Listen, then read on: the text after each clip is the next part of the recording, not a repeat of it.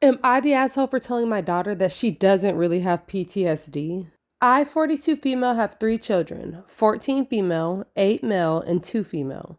Last year, our house flooded during a storm, and it's taking a lot of time to get everything repaired. My children and I are staying with my brother until we can return back home. It's been an adjustment for everyone, but we're managing. My 2-year-old has her moments, but she was really too little to remember any of the actual flooding. My son was pretty anxious in storms for a few months, but he's gotten over it and realizes that what happened was relatively rare for the area.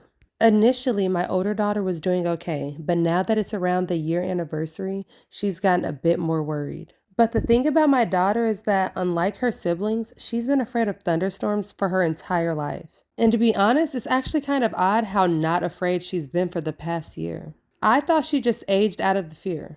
But now that it's returned, I figured last year must have been a fluke and she's gotten back to being her normal self. So when my daughter came to me a few nights ago stating that she thinks that she has PTSD, I started laughing. I wasn't laughing at her, I was laughing because it was absurd. None of us have PTSD, and I can say as her mother that her current fear levels are not a product of any kind of PTSD. It's simply just her fear of thunderstorms that she's always had. However, ever since our conversation, my daughters refused to talk to me.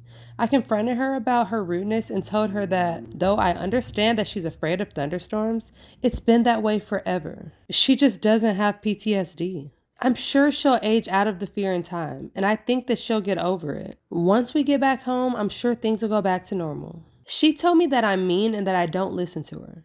I don't think I'm terribly mean, but my brother told me that I could have been nicer, so I figured that I would ask. Am I wrong?